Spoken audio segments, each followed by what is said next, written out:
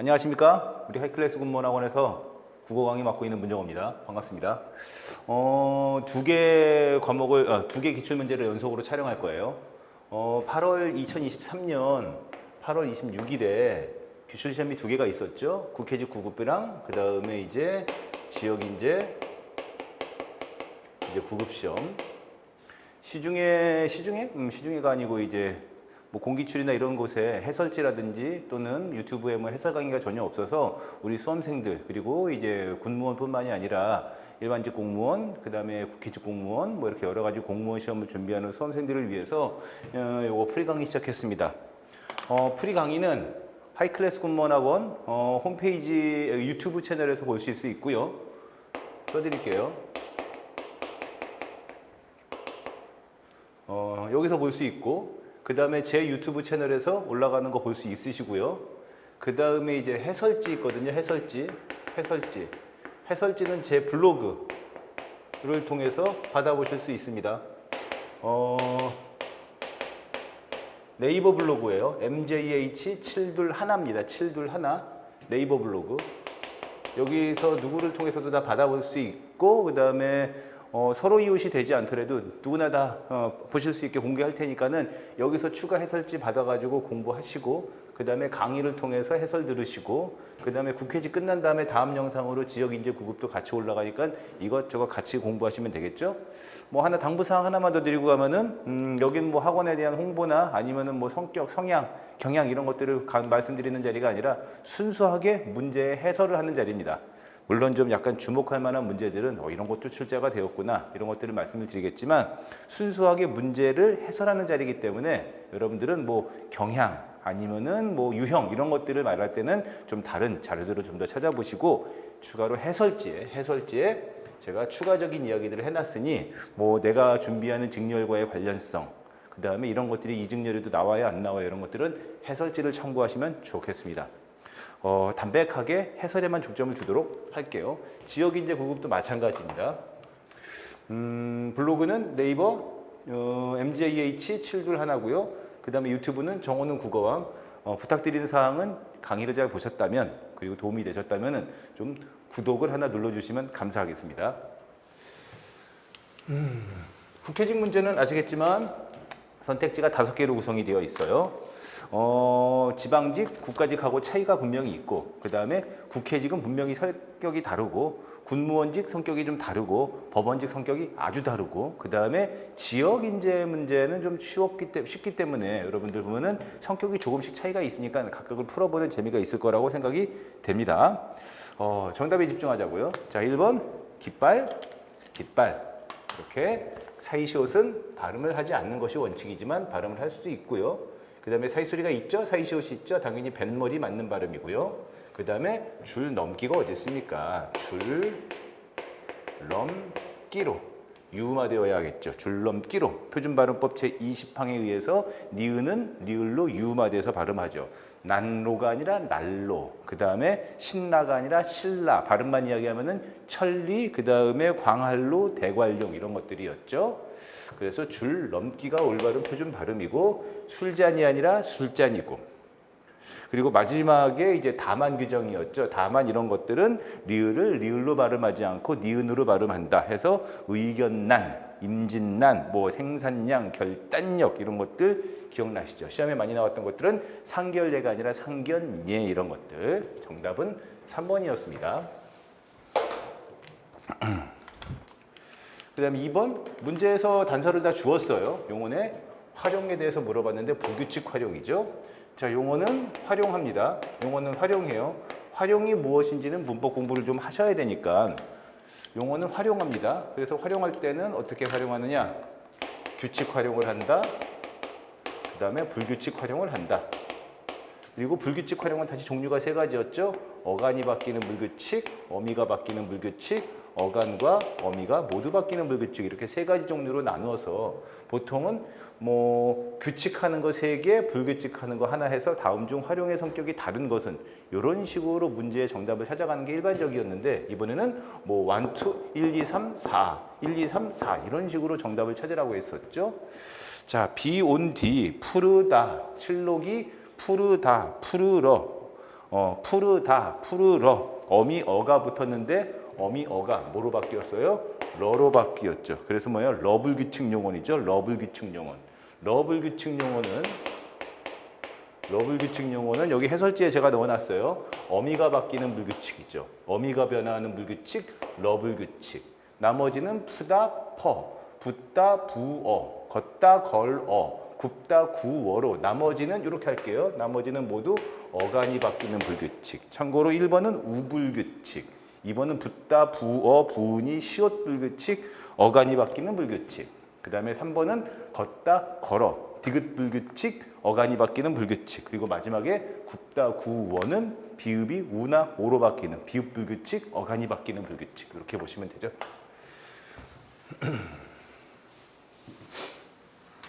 급하게 와가지고 약간 좀 숨이 좀 차는데 강의하다 보면 숨이 고르게 될 겁니다. 3번 재밌어요. 올바른 표준어 표기로만 맞춤법이자 표준어이자 맞춤법이자. 정답은 1번이죠. 가위표, 반딧불이, 숙맥입니다. 숙맥, 이런 숙맥 같은 녀석 이렇게 말을 쓰는데 숙맥이 표준 표기입니다. 2번은 틀린 거 하나씩 골라봅시다. 전부 다 하나씩 들어있어요. 온라인 수험생들 아마 유튜브 채널로 이거를 보는 수험생들 뭐 화면으로만 보는 친구들도 있을 테니까 선택지마다 잘못된 거 하나씩 들어있어요. 한번 고쳐보실래요? 멍멍이가 거품을 무는 것이 아니라 꽃게가 거품을 물어야 되기 때문에 개, 거, 품이었고 나머지는 맞습니다. 개똥벌레, 고수머리. 그 다음에 칼치가 아니라 갈치. 담배 한 개피가 아니라 개비. 하지만 꼼장어 틀렸죠. 꼼장어가 아니라 뭐 있어요? 꼼장어. 비슷한 게 뭐 있습니까? 제가 음식 퍼레이드 한 적이 있었죠. 쭈꾸미가 아니라 주꾸미. 이런 것들 함부로 된소리 표기하면 안 된다. 조심하셔야 될 것은 개비가 맞아요. 개비. 나무토막을 세는 단위, 담배 같은 꽁초를 세는 단위로서 개비가 맞지 개 피로 가는 경우는 아닙니다. 담배 한 개 비. 그 다음에 짜투리가 아니라 자투리. 공기밥입니까? 공기밥입니까? 공기밥을 먹죠. 그러니 여기는 사이시옷이 붙어서 공깃밥. 발음은 공기밥. 발음은 공깃밥으로 된소리가 사이소리에 의해서 나는 것이죠. 그 다음에 곱빼기 맞고요. 그 다음에 둘째, 셋째, 넷째니까 셋째 틀렸죠. 셋째, 넷째로 해서 여기에다가 시옷 붙여서 표기해야 되고 겨우살이 맞고 개펄 맞습니다. 개펄 맞죠. 선택지가 5개라서 좀 시간을 요하는 문제들이라고 볼 수는 있겠지만 어쨌든 4번까지 이렇게 3번까지는 평이하게 갔고요. 그 다음에 4번 이런 것들이 이제 얘네들 그물 놓다, 바가지를 쓰다 이런 것들은 관용적 표현, 관습적 표현, 관용구라고 하고요. 그 다음에 애누리, 새나다, 눕다 이런 것들은 그냥 고유어, 어휘 문제라고 보시면 되고 뭐 표현과 설명이 바르게 연결되지 않은 것은 그랬는데 요즘 공무원 시험 문제 추세를 아주 잘 따르고 있죠. 옛날에는 고유어는 고유어만, 관용어는 관용어만, 또는 순화어는 순화어만 이런 식으로 분리해서 내는 경향이 있는데 요즘은 그냥 어휘로 묶어내는 경향이 많습니다. 금을 놓다, 물건값을 매기다 맞아요. 애누리는 쉽죠? 물건값을 더 많이 부르는, 물건값을 더 많이. 그러니까 애누리 하다 이런 뜻이죠. 세나다는 틀렸어요. 세나다는 돈을 받고 자기의 물건을 남에게 빌려주다 아니고요. 세나다는 물건을 찾는 사람이 많아서 아주 장사가 잘 돼서 막 잘 팔릴 때 그럴 때 세나다 이런 말을 쓰고요. 묵다, 바가지를 쓰다 이런 것들은 뭐 전부 다 맞고요. 여러분들 단어 뜻 그대로 보시면 돼요. 뭐 어휘 공부의 그런 가성비 그 다음에 생산성 이런 거에 대해서는 제가 강의에서 충분히 말을 얘기했기 때문에 여기서는 뭐 이런 걸 어떻게 외워요, 이런 걸 어떻게 합니까 이런 건 지금 말하지 않을게요. 자, 5번 외래어 표기죠. 보통 외래어 표기 하나 또는 로마자 표기 하나를 갖다가 섞어내거나 따로따로 두 개 다 내지는 않고 하나만 내거나 요즘엔 또 잘 안 내는데 국회직 문제는 뭐 예전부터 외래어 표기를 잘 냈고요. 피곤한 거 많이 냈었어요. 하지만은 이번에는 뭐 아주 일반적인 뭐 적어도 공무원 시험을 춘제했다면 시험을 했다면 뭐 그렇게 흔히 어렵지 않게 풀 수 있는 걸로만 냈죠. 난센스, 코냑, 버섯. 꼬냑이 아니죠. 꼬냑이 아니고 넌센스 아니고 꼬냑이 아니고 도너츠 아니겠죠. 도너스로 가야지 맞는 것이니까 3개 모두 맞고요. 아까 앞에서 3번 문제 올바른 표준어 표기와 같이 2, 3, 4, 5에도 틀린 게 하나씩 있어요. 하나씩. X 쳐보고 하나씩 고쳐볼래요? 챔피언. 워크샵이 아니라 워크숍. 머리 고치면 헤어숍. 몸 고치면 바디숍. 그 다음에 비어전이 맞죠. 비어전이에요. 우주스 비어전 이렇게 갔어요. 컨트롤, 알코올이 아니라 알코올, 샤쉐, 셔쉐, 쇼슈시, 플레, 시로 가야 되는 거지. 후레쉬 안 되고요. 그 다음에 캐리커처, 센티멘털로 가야 됩니다. 센티멘털로 가야 되는 거예요. 센치멘탈도 안 되고요. 센치멘탈도 잘못 썼고, 그 다음에 멘탈도 잘못 쓴 거예요. 우리가 보통 더 멘탈을 조심해라, 멘탈이 강해야 된다는 것도 잘못된 표현으로서 멘털로 써야 됩니다. 멘털로. 컨테이너 맞고, 그 다음에 조심하세요. 카스테라가 아니라 카스텔라, 이거 맞는 표기예요. 앙코르 맞고요. 그 다음에 프리젠테이션이란 아니라 나머지는 맞습니다. 프레젠테이션이 올바른 표기이다. 이렇게 되면 외래어 표기가 됐죠. 이런 식으로 국회직 문제도 그래요. 보면 앞에 시작할 때 이렇게 단답형 문제를 쭉 깔고 가죠. 그리고 여러분들이 이제 6번 문제를 뚝 보시고 어이구야 하겠지. 9급이 이래도 되는 거야? 아니 9급이 이래도 되는 거예요? 배신하는 거 아니야? 막 이렇게 얘기를 할 텐데 글쎄요. 이 뒤에 시조가 또 나오는 것도 있지만 일단 여기서 주목할 만한 것은 이따가 이 뒤에 시조 묶어낸 문제도 그렇지만은 한자에다가 도금 달아주지 않았어요. 이런 것들 조심하라고 했기 때문에 한자 공부하셔야 되겠고, 그 다음에 이제 공무원 시험 준비하는 수험생들 참 이렇게 시조를 시조로 묻고 시를 시로 묻는 것, 이런 것들 그냥 보면은 참 부담스럽죠. 어쨌든 시감상 할 수 있어야 되겠고요. 너무 외우고 암기하는 것보다는 감상에 중점을 둬야 되죠. 사설 시조예요. 사설 시조로서 글쎄 왜 또 이 얘기하면은 뭐 넌 자꾸 이렇게 뭐 다 안다고 얘기하냐, 아니면은 뭐 이렇게 뭐 대단한 거냐 이렇게 말하지만, 솔직히 이 시조나 얘도 그렇고 그 다음에 요 정도까지라고 본다면은 주관적인 면이 있지만 이 정도 시조라고 본다면은 그래도 공무원 시험을 준비했다면 한 번씩은 받았음직한 그런 그 교과서에서 설명하고 있는, 교과서에서 많이 다루고 있는 그런 시조죠. 두꺼비가 바리를 물고 똥 위에 치달아 앉았어요. 제가 해설지에다가 추가 설명해놨습니다. 작품 설명. 건너쪽 산을 바라봤더니 백성골이 서 있는 거야. 그러니까 여기서 백성골이 제일 무서운 존재. 지금 두터비가 파리를 물고 있으니 파리가 지금 가장 약한 존재.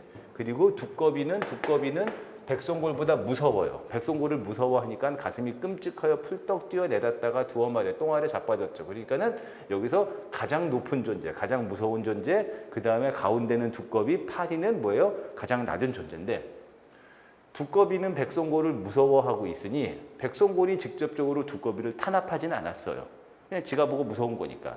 근데 두꺼비는 파리를 물고 있죠. 그래서 보통 이렇게 여기서는 두터비는 두꺼비예요. 두꺼비하고 파리가 있는데 얘가 만약에 백성이라고 한다면은 두꺼비는 파리를 수탈하는 무슨 뭐 탐관오리?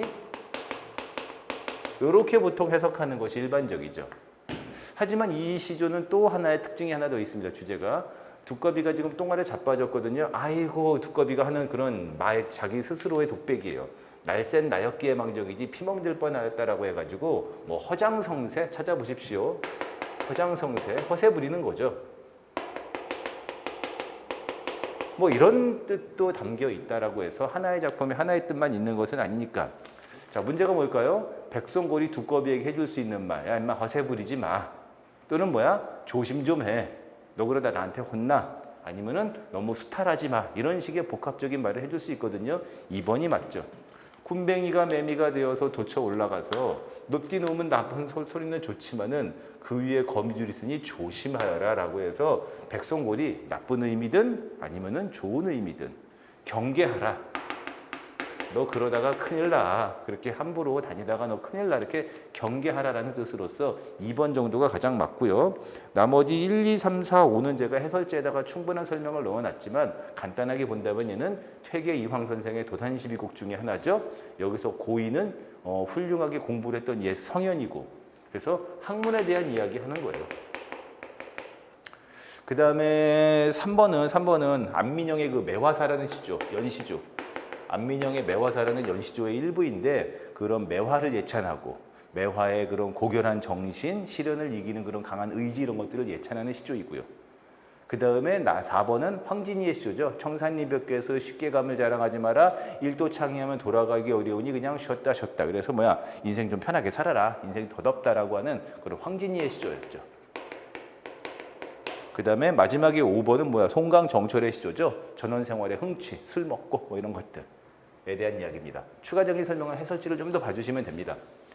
그래도 추가적인 설명을 해설지로 보는 것도 좋지만 여기 지금 보면 방금 언급처럼 보기, 그 다음에 1번, 그리고 3번, 4번 이런 시조는 자주 나오는 것이기 때문에 좀 더 좀 찾아서 전문 서적이나 아니면은 포털 검색을 통해서 좀 더 공부하는 것이 더 좋습니다.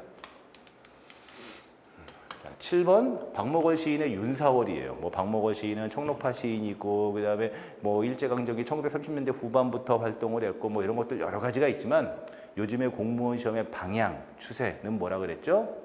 처음 보는 시를 또는 처음 보는 소설을 그 자체로서 지문으로 읽고 이해하고 주제에 접근할 수 있어야 돼요. 그러기 위해서는 시어 어휘력도 있어야 되겠고 그 다음에 시를 많이 공부하다 보니 뭐예요? 시의 뜻을 파악할 수 있는 시 감상 능력이 올라야 되겠죠. 다음 시에 대한 설명이에요. 여러 가지를 묻고 있어가지고 7번 문제는 참 좋은 문제고요. 여러 가지 복합적인 것을 모두 묻고 있기 때문에 공부하는 수험생에게 자기점검할 수 있는 내가 수준이 어느 정도 되냐라는 자기점검으로 좋은 시라고 봅니다. 송화가루 날리는, 송화가루는 소나무 가루죠. 소나무 꽃가루입니다. 외딴 봉우리에 윤사월, 윤사월이라는 말은 좀 처음 들어봤나요? 저는 어릴 때부터 이렇게 어머님이 음력을 쓰셔가지고 우리 집은 음력을 쓰시고 특히나 또 우리 어머니 강하게 음력을 쓰시는 분이라서 윤사월 뭐 이런 것들에 대한 이야기를 좀 알고 있거든요. 보통은 이제 음력 4월 말, 늦봄 정도를 윤사월 그래요. 윤달이 끼는 거죠. 윤사월 해가 길라고 꾀꼬리가 울어요. 멀리 이제 봉우리를 바라보고 있어요. 산 봉우리를 바라보고 있어요. 누군가가 관찰하고 있죠. 그리고 지금 시기는, 시간은, 계절, 시기는 윤사월이에요. 그리고 꾀꼬리가 울어요. 산지기 외딴 섬에 눈처녀가, 좀 가까워졌네. 봉우리 안에 외딴 집이 있고, 그리고 거기에는 눈먼 처녀가 살아요. 눈먼 처녀가 있죠. 처녀는 그냥 처녀가 아니라 눈먼 처녀죠. 문설주에 귀대고 뭔가를 엿듣고 있어요. 무엇을 엿들을까요? 무엇을 엿들을까요? 이 깊은 산속의 외딴 집에 사는 처녀는 도대체 뭐가 궁금하길래 그렇게 앞도 안 보이잖아요. 그러니 더 궁금한 것이 많을까요? 세상에 대한 걱정인가? 호기심인가? 뭐 이런 것들. 자, 찾아봅시다. 일단 정답은 2번이에요. 2번입니다. 뭐 송화가루가 날린다. 뭐 이런 데서 일부 시각적 심상을 느낄 수가 있고 꾀꼬리가 울다 이런 곳에서 청각적 심상을 찾을 수가 있어서 뭐 감각적 표현이 드러나지만은 뭐 색채를 그래도 말한다면 송화가루가 날리니 무슨 뭐 꽃가루 초록색 뭐 이런 것들이 있겠지만 대비를 이루진 않습니다. 색채 대비할 때 보통 보색의 개념으로 이해하시면 된다 그랬죠. 시적 화자의 정서를 시를 표현하고는 있지만 색채 대비를 통해서 표현하는 것은 아니고요. 자, 한번 이 시에 읽어봅시다. 송화가루 날리는 외딴 봉우리. 3은 뭐죠? 그리고 우리 박목월 시나 특히나 김소월의 진달래꽃과 같이 김소월의 시에서 많이 나타나는 7, 5조. 7, 5조 3음보에 7, 5조 음수율과 3음보의 음보율을 줄여내는 그런 운율감 부여되고요.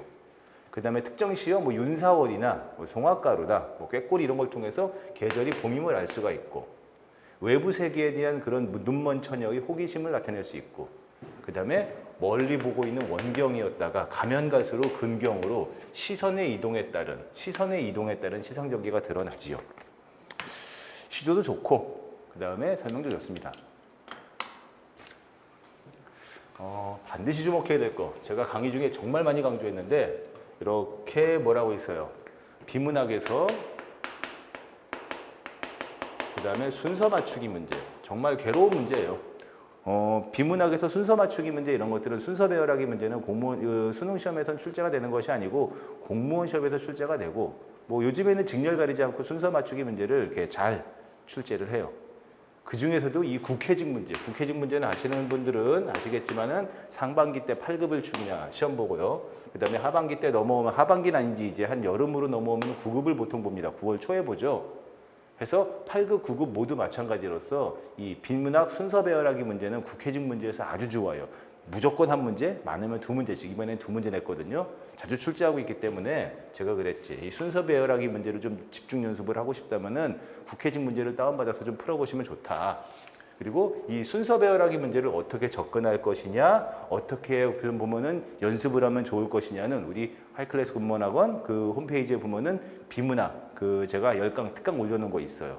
교재만 구매하면 누구나 다 들을 수 있거든요. 거기에 집중적인 연습, 그 다음에 어떻게 공부할 것인지에 대한 다양한 설명을 다 해놓았습니다. 수능 비문학, 그 다음에 공무원 비문학의 차이점, 그리고 비문학은 1년 동안 어떻게 계획을 갖고 공부해야 될지, 지문을 어떻게 읽고 문제를 어떻게 분석할 것인지, 어떻게 읽어야지 시간을 줄일 것인지 이런 것들에 대한 다양한 이야기를 10강을 통해서 해놨으니 누구나 다 들을 수 있거든요. 학원에 전화하셔서 홈페이지에 신청하시면 됩니다. 자, 한번 보자고요. 가나다라는 말을 논리적으로 보는데 저는 지금 미안하지만 화면 안에 이게 PPT 화면 안에 한 장이 다 안 들어가기 때문에 여러분들은 그 프린트로 같이 보시면 돼요. 비문학의 순서 맞추기 문제는 첫 번째 뭐 하라? 무조건 문제를 인식하라. 그리고 두 번째 선택지부터 가는 거예요. 선택지부터. 여기서는 지금 선택지부터 글의 시작이기 때문에 보면은 가가 1, 2, 3이고 라가 4, 5번이라서 가로 시작해도 되고 라로 시작할 수도 있어요. 다시 한번 이 글의 시작은 가로 시작할 수도 있고 라로 시작할 수도 있는데 가를 읽어보고 라를 읽어보면 알겠지만 라의 내용이 뭐라고 되어 있어요? 한국의 성별 격차가 큰 것은 국가와 사회가 여성에게 계속 일할 수 있는 환경을 제공하지 못했기 때문이다라고 한국의 성별 격차는 국가와 사회의 문제점인 것을 지적하고 있죠. 최근에 여성가족부 통계를 보면 그것을 이것을 갖다가 통계를 통해서 추가 증명 제시하고 있는 거죠. 그러니까 이거는 이 글은 일반적인 글이라면은 가를 통해서 시작해도 되고 라를 통해서 시작하지만 여기서 지금 선택지가 가냐 라냐 둘을 놓고 봤을 때 얘는 뭐예요? 그러니까 라가 가보다 앞설 수밖에 없어요. 왜냐하면은 가는 라의 내용을 통계를 통해서 구체화, 세부 설명한 것이기 때문에 그런 얘는 가부터 갈 수가 없습니다. 이런 식으로 비문학 순서 맞추기 문제, 순서 맞추기 문제에 대해서 제가 다양한 방식으로 접근하는 방법을 모두 얘기했고 순서 맞추기 문제 유형도 되게 세부적으로 나뉜다 이런 것들을 제가 강의를 통해서 설명했으니 따라 보시면 좋겠습니다. 그 다음에 라 다음엔 가가 이어지는 것은 여기 여러분들 선택지의 내용에서 어쩔 수가 없는 거니까 그대로 가시면 되고 그 다음엔 나냐 다냐라고 봤을 때 여기서는 나가 맞지요. 가 다음에는 나가 맞지요. 직장을 그만두었다. 직장 여성이 출산과 육아를 위해서 이렇게 이어받고 있기 때문에 가 다음엔 나가 맞습니다. 나머지는 해설지를 좀 더 참고하면 좋으니 4번으로 가는 것이 좋겠죠. 해설지는 제가 이렇게 출제하고 이렇게 출제된다. 미안합니다. 이렇게 내용을 이어가는 것이고 이렇게 이어가는 것이 맞다는 가상의 상황까지도 모두 설명을 해놨죠. 그래서 이렇게가 맞습니다. 9번. 다음 글의 특징으로 옳은 것은 했어요. 글의 특징? 글의 특징? 글의 특징? 선택지를 먼저 한번 봐가지고 눈치를 챘다면 이게 무슨 글이냐. 글의 종류를 골라봐라 이런 거죠. 우리가 보통 글이라고 한다는 것은 뭐 있어요? 실용문과 그렇지 않은 글이 있겠죠. 보통 우리가 실용문 같은 것들을 우리가 비문학이라고 해서 실용문은 보통 논설문, 그 다음에 설명문, 그 밖의 글들 이런 것들이 있고 그 다음에 실용문이 아닌 것들은 문학이겠죠. 문학. 해서 문학도 시가 있고 뭐가 있고 되게 다양한 종류로 나뉘는데 일단은 정보 전달. 얘는 설명문이냐 또는 누군가에게 설명하는 글이냐? 맞네. 똑같은 건데 1번하고 2번하고 그 다음에 3번 설득하는 거냐 주장하는 거냐 똑같은 얘기죠. 얘는 선택지만 보더라도 답이 5번이라는 게 딱 나와요. 1번이랑 2번은 모두 설명문 3번하고 4번은 논설문 이렇게 되기 때문에 얘는 답이 5번일 수밖에 없거든요. 그렇다 하더라도 글은 읽어봐야죠. 제일 가장과 같은 최상급을 쓰면 즐거울 때가 있다. 그때는 무척 진실한 거짓말을 기분이 든다. 그래서 종종 다른 방법을 놔두고 단순하게 무능한 부사를 쓴다. 여기서 말하는 부사는 뭐예요? 우리가 품사에서 주로 용언을 수식하고 매우 좋아할 때 매우 그치? 이렇게 용언을 수식하고 그 부사를 쓴다. 그의 무능에 머리를 기댄다. 부사는 점잖지가 않아서 금세 낯빛이 밝아진다. 부사를 의인화했어요. 그리고 그 부사는 참 무능해, 점잖지가 않아, 그리고 얼굴이 밝아지고 조금 더 정직한 것도 같다라고 해서 자기가 품사 중에서 부사를 의인화하거나 특정하게 설명하면서 참 재미있죠. 하여튼 이 부사를 품사로서의 부사를 아주 개성적으로 글쓴이가 자기의 생각대로 부사에 대해서 막 이러저러저러한 자기의 그런 개성을 드러낸 이거 산문집의 일부 글인데 여기다 제가 글에다가는 설명에 나왔거든요. 그 김혜란 작가의 산문집에 들어있는 글인데 얘는 이제 굳이 이렇게 분류한다면 수필 쪽으로 분류하는 것이 좋은 마음을 나타내는 정서 표현의 글이다로 보는 것이 좋죠. 수필. 우리가 글의 종류를 여러 가지 분류해서 나누지만 이런 것들은 주관적인 영역이라서 얘는 딱 수필이어야만 돼. 수필은 이런 거잖아 라고 할 때 거기에 100% 부합하지는 않습니다. 하지만 이걸 두고서 우리가 정보를 전달하거나 설득하거나 주장하는 글은 아니죠. 그러니 5번이 될 수밖에 없고 굳이 분류한다면 수필 쪽에 분류하는 수필이 보통 보면은 자신의 경험, 체험, 주관을 드러내는 글이지만 이건 체험이나 경험보다는 자기의 그냥 마음의 상태를 그렇다고 이게 또 시는 아니잖아요. 소설도 아니고요. 이렇게 분류하는 것이 좋죠. 재밌죠? 여러분들 제가 보통 이제 자기소개서나 논술이나 이런 거 이야기할 때 부사 함부로 쓰면 안 된다 그래요. 뭔가를 이렇게 공적인 글이나 아니면 자기 자신을 올바로 올곧게 표현하는 글에다가 부사를 함부로 쓰면 과장돼 보이고 그다음에 글이 뭐라고 할까 멋스러워 보이지도 않으면서 너무 과장돼 보이고 이렇게 겉멋이 들었다 이렇게 해서 부사를 경계하는데 부사에 대해서 이 사람은 이 글을 쓴 그 작가는 더 다양한 생각들이 있었나 봐요. 자, 넘어갑시다. 10번 띄어쓰기입니다. 띄어쓰기는 직렬 가리지 않고 무조건 한 문제 나온다고 보시면 좋죠. 자, 띄어쓰기. 정답은 2번인데 여러분들은 화면 안에 들어가지 않아가지고 선택지가 화면 안에 들어가지 않아서 다음 화면으로 넘어갔는데 여러분들은 그 시험지를 같이 보고 보시면 좋습니다. 정답은 2번인데 그냥 1번부터 차근차근 설명해 줄게요. 내가 고향에 간 지 한참 되었다. 그치? 이럴 때 이 지는 의존명사예요. 그치? 의존명사예요. 내가 고향에 간 그 기간이 한참 되었다. 기간. 오늘 신문에서 보도한 내용이 맞는지 이럴 때는 뭐예요? 니은지 는지가 하나의 어미이기 때문에 붙여가죠. 분명히 말씀드리지만 맞는 내용, 맞는 사실에 가지고 맞는이란 말도 용언의 관형 사용이 될 수가 있지만 이 지하고 이 는지, 이 지하고는 전혀 다른 지예요. 사전에서도 의존명사로서 지를 검색할 수가 있고 그 다음에 니은지 는지로서 어미의 요걸 따로 검색하고 이 둘이 서로 절대 같지 않습니다. 찾으셔야죠. 그 다음에 2번 그는 얼굴을 가린 채 방에서 갑자기 뛰어나왔다. 갑자기 방에서 뛰어나왔다 할 때 이 채는 의존명사가 맞아요. 그는 얼굴을 가린 상태로 의존명사죠. 하지만 우리 정말 많이 했어요. 나는 내일 일정은커녕 은커녕 는커녕 은커녕 는커녕 같은 말이죠. 은커녕 는커녕 원래 은과 커녕이 붙어서 하나의 보조사 역할을 하는 보조사예요. 보조사죠. 은커녕 는커녕 그래서 일정은커녕 그치? 이런 식으로 모두 붙였어야 됩니다. 정답은 2번으로서 채가 의존명사라는 설명은 맞지만 커녕이 의존명사라는 설명은 틀렸고 커녕은 여기서 은과 커녕이 붙어서 하나의 보조사 역할을 하는 보조사다. 그래서 붙였어야 된다. 이렇게 가야 되죠.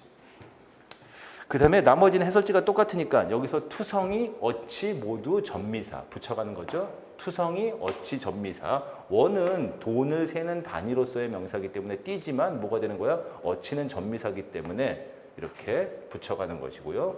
그 다음에 지금 외웁시다. 시원섭섭하다, 시원섭섭하다, 시원섭섭하다 하나의 단어예요. 시원섭섭하다 하나의 단어예요. 그치? 그렇기 때문에 모두 붙여나가는 것이고 얘는 뭐뭐 하겠구먼 그려는 뭐예요? 얘는 보조사죠. 그러니까 여기까지 시원섭섭하겠구먼까지는 뭐예요? 시원섭섭하다의 활용형이기 때문에 모두 붙여가는 것이고 그 다음에 그려는 어미 뒤에 붙은 보조사이기 때문에 모두 붙이는 것이죠. 모두 붙이는 것이죠. 그 다음에 늑장불이라는 한 단어가 아니기 때문에 띄어쓰는 것이고 그 다음에 세 번째 뭐 있어요? 여지없이 한 단어이기 때문에 붙여가는 것이고 그 다음에 있는데 할 때 는데는 어미이기 때문에 연결어미이기 때문에 모두 붙이는 것입니다.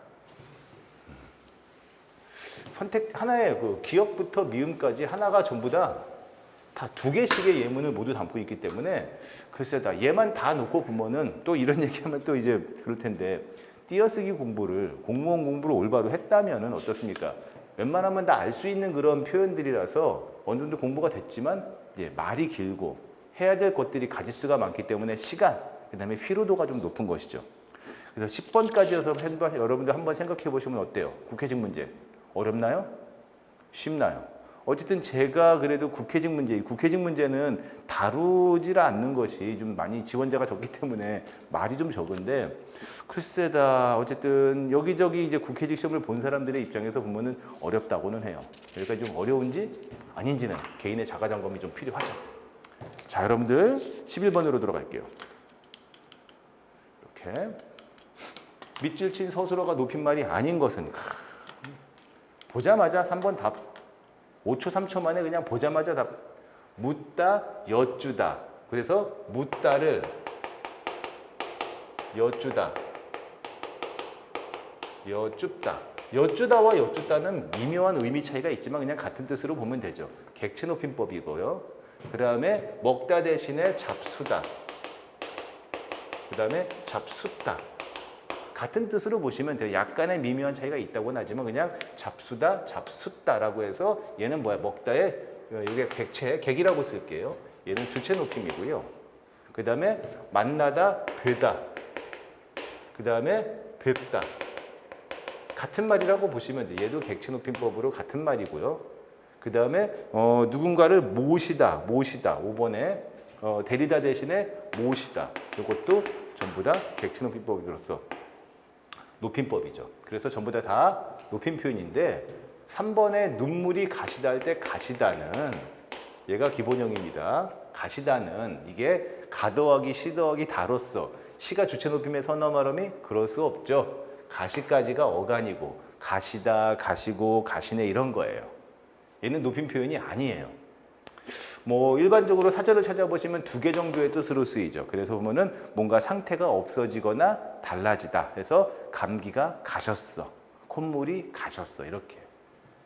그 다음에 두 번째 뭐 있어요? 뭐 물로 씻다. 뭘로 씻다. 소금물로 입을 가시다. 뭐 이런 말로 하죠. 매운 음식을 먹어가지고 뭐 입을 물로 그냥 생수로 입을 가시다. 이런 말로 쓰는 것으로서 얘는 높임 표현이 아니라 그냥 일반적인 표현입니다. 높임의 뜻이 없어요.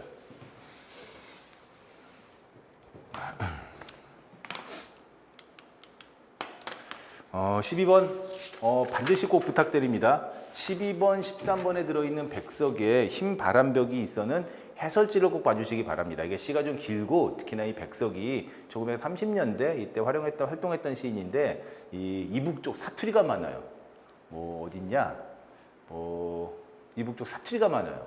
이게 뭐 떼글은 그치? 뭐 시퍼러둥둥하다. 이런 식의 사투리가 많기 때문에 여러분들 제가 이 사투리라든지 어휘에 대한 설명 뭐 떼글은 쉬다 그 다음에 뭐 입대 개포 뭐 이런 이지막하다 이런 말들에 대한 제가 단어 뜻도 넣어놨으니 꼭 같이 보시면 좋고 그 다음에 뭐 백석 시는 아시겠지만 뭐 여승을 중심으로 고향 이런 시들이 공무원 시험에 많이 출제가 되기 때문에 공부하시면 좋죠. 그리고 특히나 여러분들은 많이 하시는 뭐 나와 나타샤와 흰 당나귀 이런 것들도 이 백석의 이 흰바람벽이 있어는 매우 좋은 시고 좀 시가 길지만 어렵진 않아요.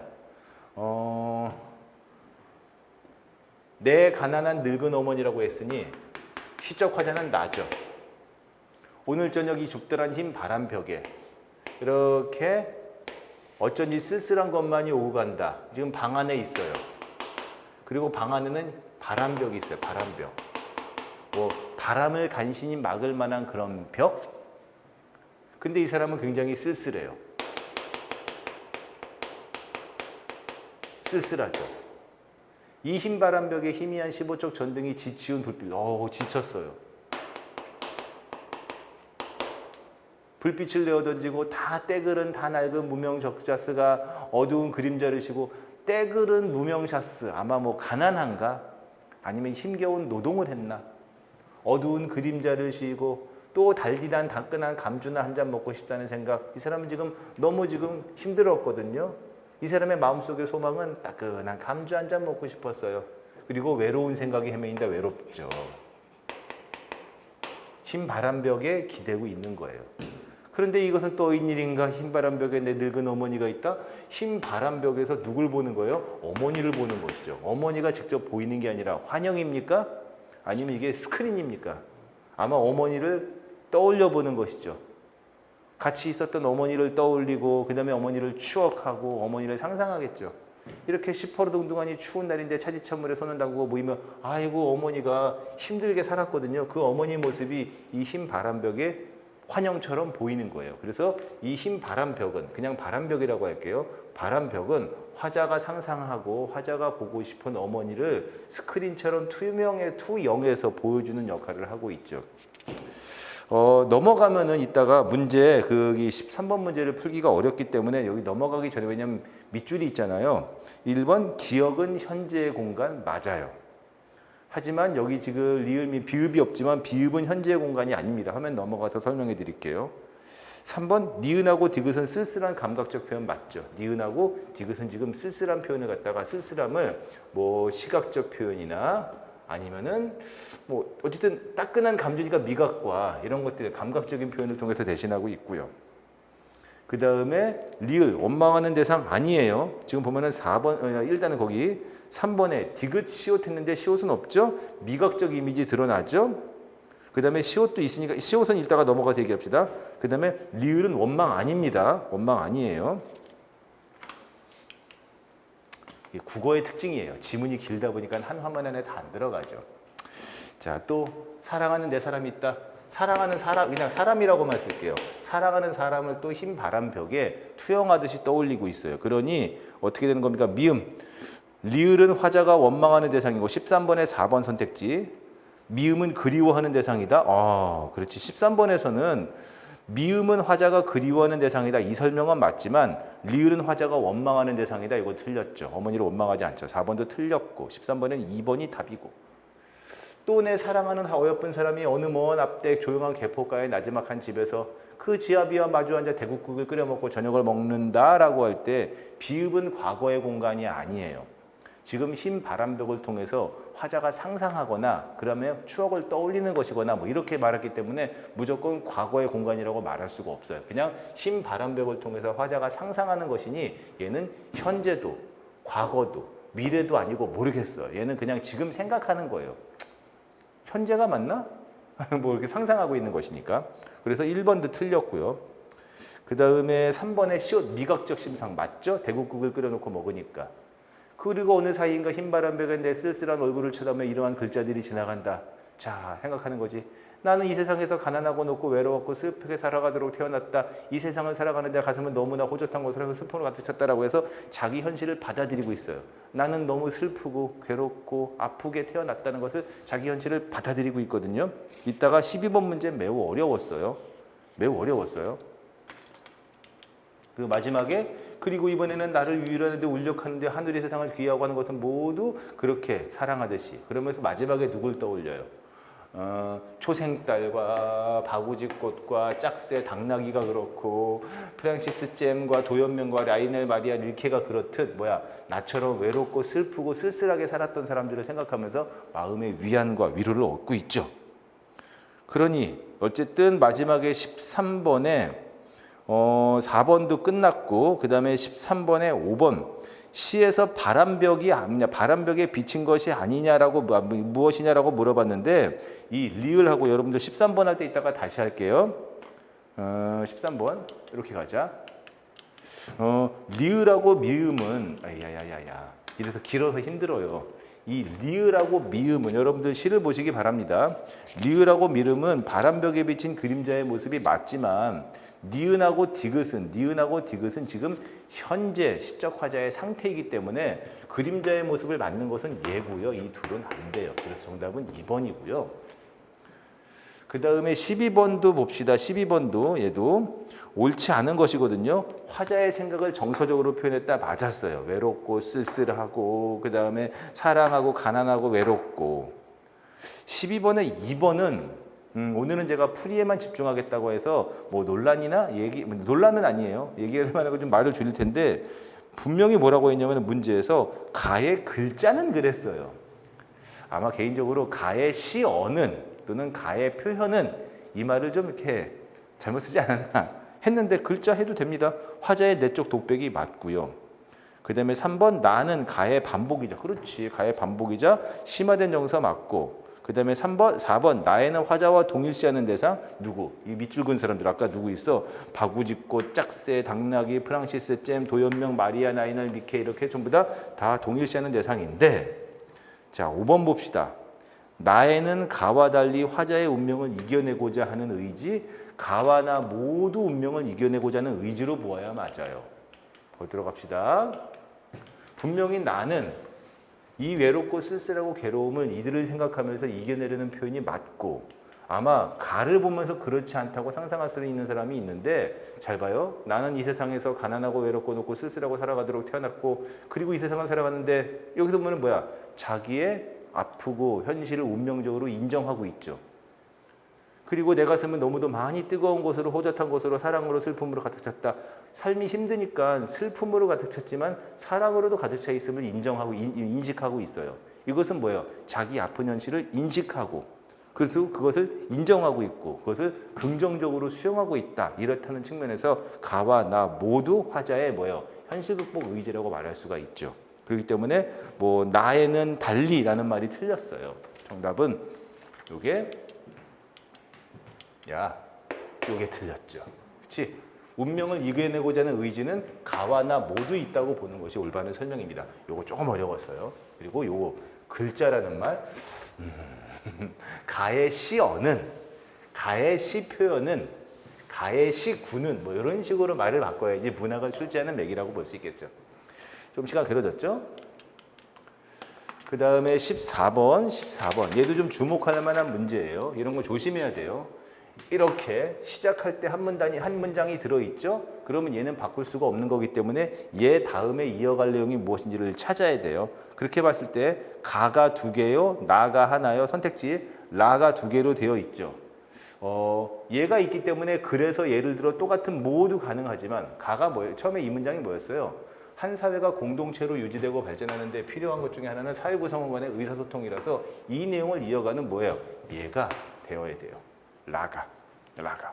요거 해설지에다가 제가 자세한 얘기 붙여놔서 좀 더 읽으시면 좋은데 이 문장이 있기 때문에 얘로 이어져야 돼요. 알겠죠? 의사소통 수단의 중요성을 얘기하는 라로 이어져야 돼요. 그리고 재밌는 게 라로 이어지는 내용이 4번하고 5번이 어때요? 라 다음에 가하고 나가 똑같죠. 4번하고 5번 선택지가. 결국에는 마지막에 다 마냐 마 다냐의 문제인데 요거 재밌는 게 여기 나 다음에는 한번 글 보시면 돼요. 다가 올 수도 있고 마가 올 수도 있어요. 다가 올 수도 있고 마가 올 수도 있는데 이거 읽어보시면 알아요. 또 지역이 같더라도 영별 사회 집단 차이로 인해서 같은 뜻을 지닌 이 마 다음에는 다가 와야 돼요.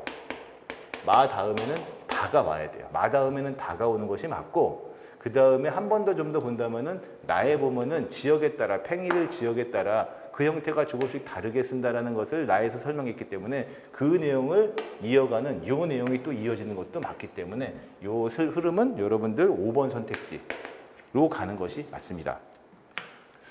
다시 한번 순서 맞추기 문제, 순서 배열하기 문제는 이거보다 긴 설명이 더 필요하거든요. 긴 설명이 필요한데 제가 앞에서도 강조점을 둔 것도 있고 국회직 문제의 중요성을 언급하는 것도 있으니 꼭 국회직 문제를 다운받아서 풀어보시는 것이 좋고 그 다음에 그 전에 비문학에 대한 접근법을 설명하고 있는 제 거 비문학 왕 교재의 그런 흐름을 한번 꼭 강의를 들어보시는 것이 매우 좋습니다.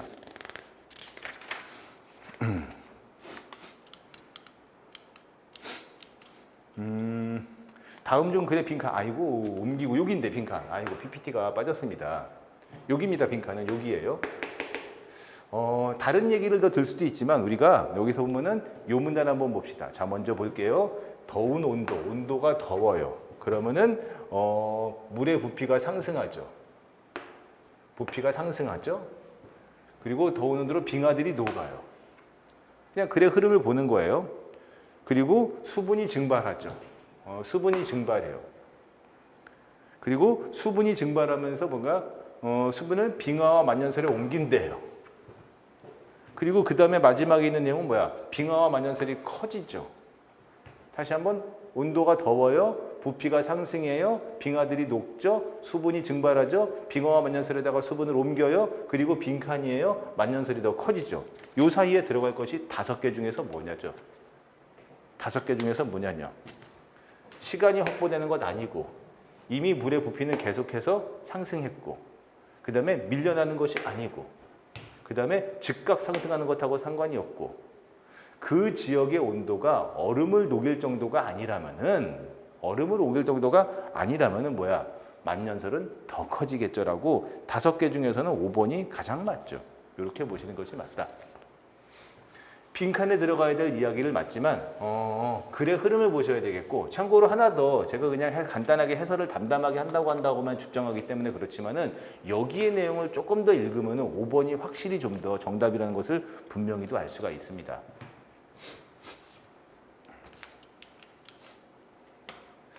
참 재밌죠? 제가 그랬죠.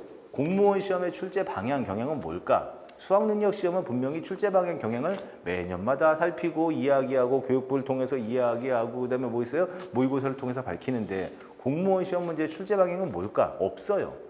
하지만 제가 정말 많이 말씀드리는 거 최근에 공무원 시험의 출제 방향은 밝힌 건 없지만은 그래도 출제가 하고 있는 걸 보면은 참 느낄 수가 있죠. 그냥 다음 중 합성어 아닌 것, 파생어 아닌 것 이런 식으로 내도 되는데 예전하고 달라졌죠. 옛날에는 그냥 합성어냐 파생어냐 찾아봐라 라고 얘기하면 되는데 이렇게 대화 상황을 읽게 만들어요.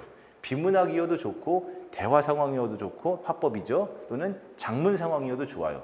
뭔가를 읽게 만들고 그 다음에 그 읽게 만든 다음에 논리를 해당하는 사례에다가 적용하기를 묻는 것으로서 읽을 줄 알아야 된다. 대화의 맥락을 파악할 수 있어야 된다. 지금 공무원 시험의 출제 방향의 원칙은 뭐다? 원칙은 없어요. 하지만은 원활한 의사소통 능력, 얼마나 조직에 부합하는 일을 할 수 있는가, 사람들하고 상호소통할 수 있는가, 그들하고 의견 교환을 할 수 있는가 이렇게 읽어야 돼요. 그래서 지금 현재 공무원 시험은 읽고 판단하고, 읽고 생각하고, 읽고 주제 착구가 안 되면 절대 안 되는 것으로서 지금 공무원 시험에 뭐니 해도 출제 방향 1순위는 비문학이고 화법이에요. 자, 봅시다. 여기서 날 짐승할 때 날은 어근입니다. 알겠어요? 날아다니는 짐승, 날 짐승.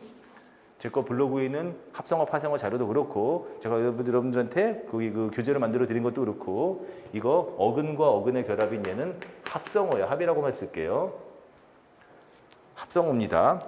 참고로 제가 접두사 날에 대해서 예를 들어서 날김치, 날고기, 날바닥, 그 다음에 뭐예요? 뭐 날강도, 날뜨기, 날밤 이런 식으로 접두사 날에 대해서 해설제에다가 넣어놨으니까 같이 보시고 여기는 날아다니는 짐승, 나는 짐승, 날짐승 얘는 합성어예요.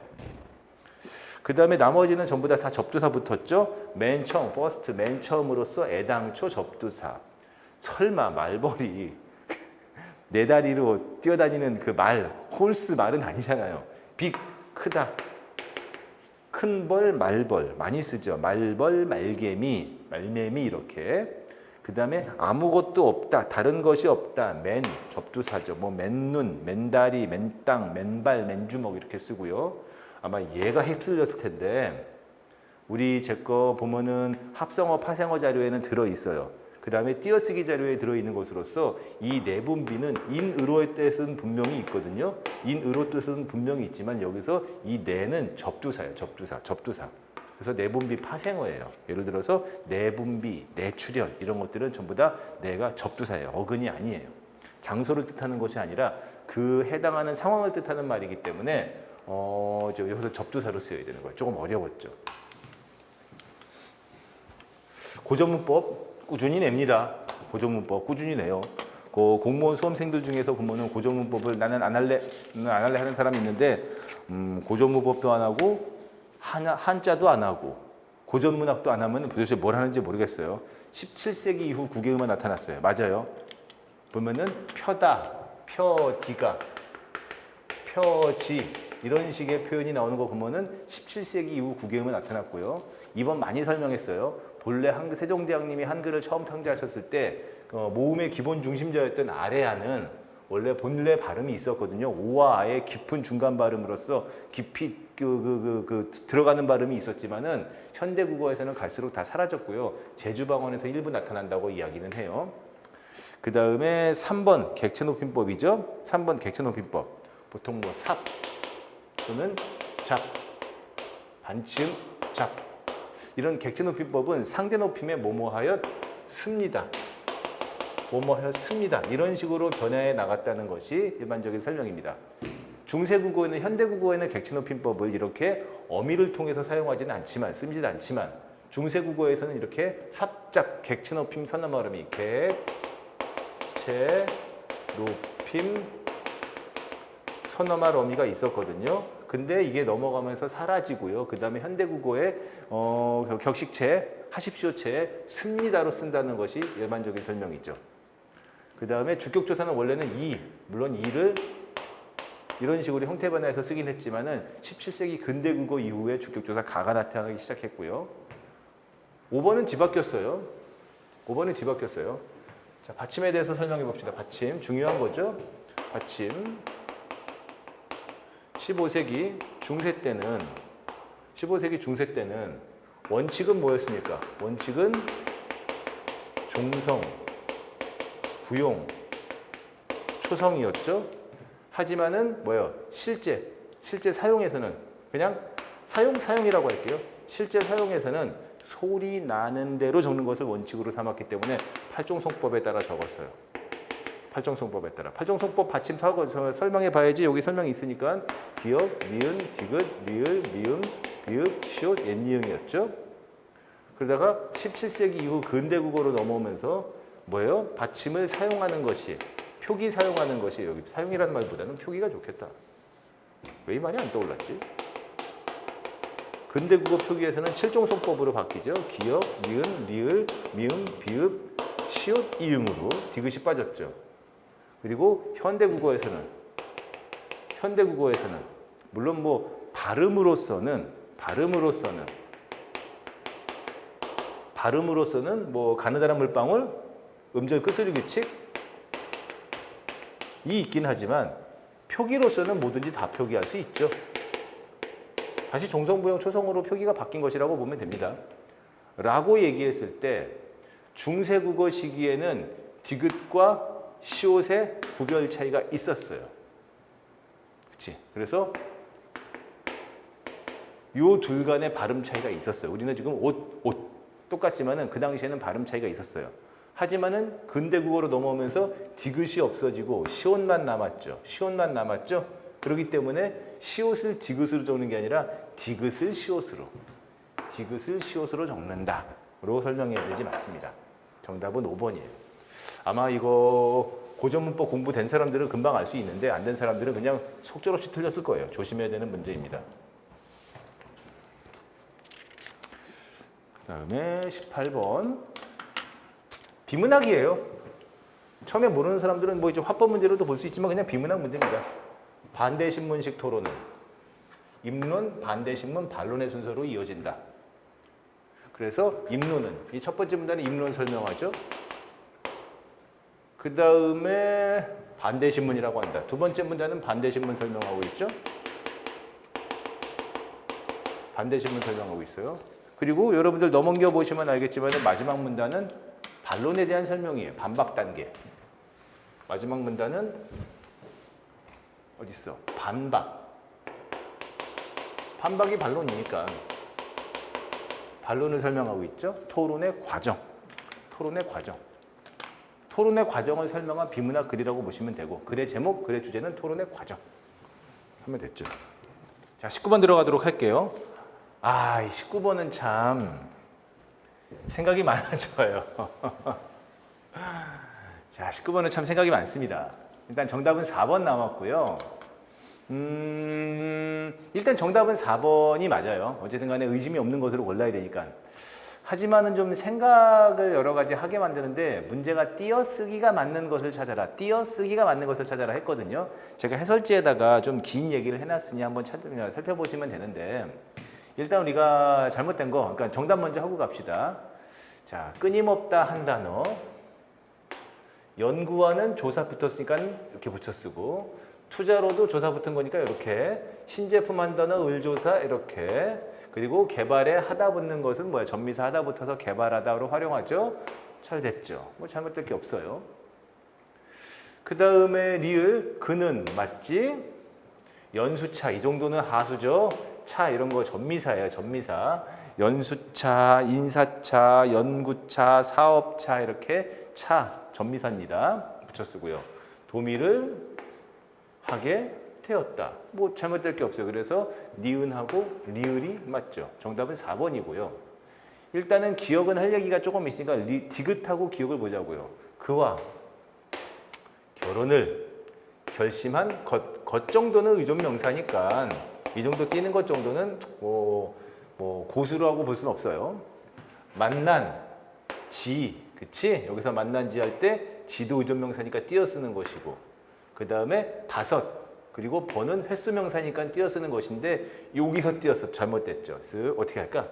여기 만이다 할 때 여기를 띄어야 돼요. 여기 만. 요 만이 어떻게 될까? 횟수를 뜻하는 의존명사. 이기 때문에 다섯 띄고 번 띄고 만이다. 제대로 해줄까요? 다섯 띄고 번 띄고 만. 이다는 조사니까 붙여갈 수 있겠죠. 이렇게 띄었어야지 맞는 거예요. 됐죠? 그런데 이 기억이죠. 기억.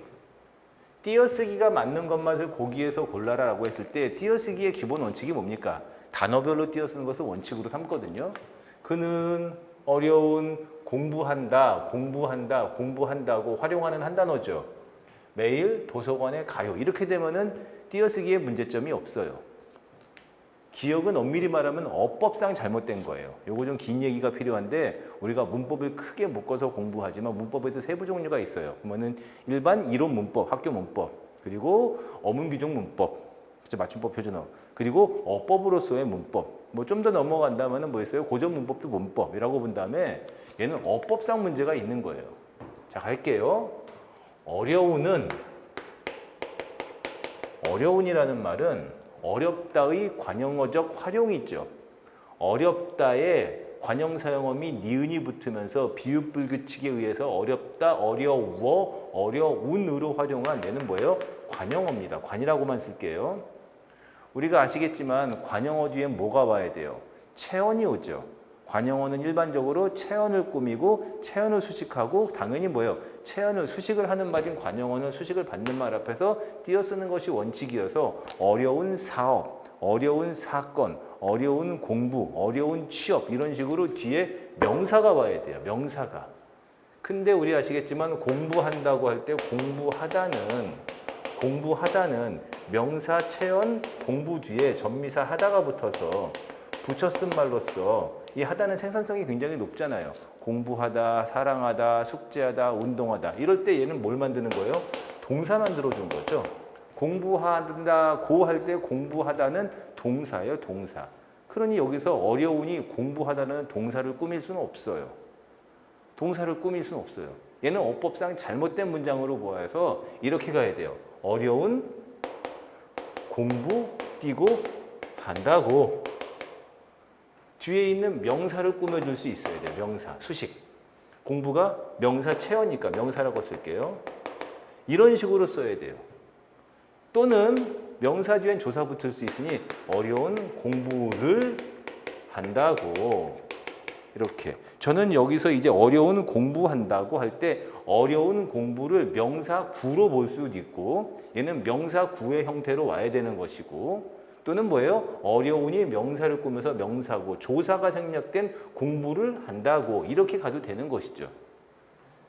이런 식으로 문장이 와서 어려우니 이렇게 명사를 수식하고 그 앞에서 띄어쓰는 형태고 그 다음에 한다고는 따로 동사가 되어 있는 한다는 하다의 동사 형태죠. 동사가 한다로 활용한 거죠. 이런 식의 형태가 와야 되는 거예요. 여기 띄죠. 얘는 뭐의 문제일까요? 분명히 어법상의 문제예요. 어법상의 문제. 어려운 공부한다고 매일 도서관에 가. 어법상으로 잘못된 수식관계를 만들어낸 어법에 안 맞는 문장이거든요. 근데 어법에 어긋난다고 해서 띄어쓰기가 틀렸느냐는 또 생각해볼 바가 분명히 있기는 있지만 그래도 띄어쓰기가 맞냐 아니냐는 측면에서 정답이 뭐냐는 측면의 공무원 시험 문제 특징으로 본다면은 그래요. 이렇게 쓰는 것이 잘못된 표현이기 때문에 올바른 표현으로 바꾸고 올바른 표현에서는 무조건 띌 수밖에 없는 상황이어서 얘가 한다가 공통적으로 하다 동사여야 되기 때문에 하다가 단독 동사여야 되기 때문에 얘는 띄어쓰기가 잘못된 문장이다라고 출제할 수는 있는 것이죠. 글쎄 뭐 이걸 뭐 이의제기? 난 이의제기 할 것까지는 없다고 봐요. 잘 낸 문장이라고 해서 잘 만든 문제를 보고 원래 공무원 시험은 특성이 좀 있으니까 뭐 더러운 것도 아니에요. 이 정도 문법적 지식은 있어야 된다고 보는 것이죠. 라고 본다면 정답은 4번이 맞지만 띄어쓰기로 문제를 냈기 때문에 한번 엥? 이렇게 했어요. 다음 중 어법을 고려하여 띄어쓰기가 이렇게 됐으면 더 이제 아무런 문제가 없는 그런 문제였을 텐데 그냥 띄어쓰기가 이렇게 했기 때문에 한번 나도 문제를 해설지를 만들다가 한번 멈췄던 것은 사실입니다. 자, 됐죠? 그리고 마지막에 20번 한자 공부하셔야 돼요. 기본적으로 한자가 안 되는 분들은 읽을 수가 없어요. 가는 어떻게 되는 거예요? 제가 여기 해설지에다가 다 추가적인 설명해놨어요. 가는 원천석의 시조죠. 원천석의 시조. 그 다음에 나는 정도전의 시조고 그 다음에 다는 마지막에 뭐 있어? 얘는 길제의 시조로서 셋 중에 공통점, 셋들의 공통점은 동일한 역사적 사건인 고려의 고려가 망했어요. 고려라는 나라가 이제 이제 역사적 수명을 다했죠. 동일한 역사적 사건을 다루고 있는 건 맞아요. 근데 여기서 이제 나는 정도전이 쓴 거죠. 물론 뭐 정도전이 누구냐에 대한 지식적인 측면을 알고 있으면 더 좋지만 어쨌든 정도전은 이 고려가 망하고 조선을 건국한 거에 대해서 조선의 건국의 핵심적인 역할을 한 사람으로서 여기서 슬퍼하고 있다는 측면에서 나는 안 돼요. 나는 안 되죠. 하지만 시도 보면은 시를 본다면 이해할 수도 있는 것이 선인교에서 흘러내린 물이 자하동으로 흘러가니 반천년의 왕업은 다 물소리만 남고 다 사라져버렸구나. 역사 망했어요. 아야 고국이 흥하고 망하는 것을 뭘 더 물어보겠느냐. 다 지나가고 헛된 일인 것을 보기 때문에 얘는 고려 왕조가 망한 것을 슬퍼하지 않아요. 여긴 분명히 슬퍼해요. 그렇지? 여긴 분명히 슬퍼해요. 아, 태평한 세월은 꿈만 같구나. 태평한 세월을 꿈만 같구나. 지난 일은 꿈처럼 아쉬워하고 있으니 여기도 슬퍼한다고 볼 수는 있지만 나는 슬퍼하지 않아요. 알겠지? 요거 좀 더 읽으면 좋지만 제가 해설지에다가 도금까지 다 달아놨습니다. 500년, 반천년, 500년은 동일한 뜻이죠. 전부 다 뭐야? 지난 고려의 역사. 그 다음에 3번 가의 목동은 피리 부는 아이예요. 목동. 피리 부는 아이인데 흥망성쇠의 무상감에 대해서 표현하기 위해서 쓴 거죠. 500년의 왕업이 목동에 피리소리만 남아있구나. 피리소리에 끝났구나. 피리소리에 붙여있구나. 석양이 지나가는 계기, 눈물 겨우면서 그 인생 무상과 그 지난 역사의 허망함을 보면서 슬픔을 느끼는 것. 부처신이 깃들어 있으니 무엇하리노는 무엇하겠는가 이런 식으로 언제런 뜻. 해석의 문제죠.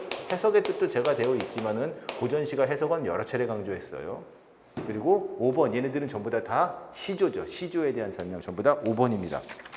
자, 어때요 여러분들? 좀 힘들으셨나요? 어려우셨나요? 여러분들 문제에 대해서 잘 판단을 하시고 그 다음에 궁금한 사항은 제 블로그 MJH721 네이버 블로그로 오시고 그 다음에 영상 이왕이면 좀 유튜브 영상 보시면서 좋아요 한 번만 좋아요는 필요 없어요. 거기 구독 좀 해주세요. 알림 글을 올릴 수가 없어서요. 한번 올려주시면 고맙겠습니다. 다양한 평가에 대해서는 블로그로 질문을 받겠습니다. 감사합니다.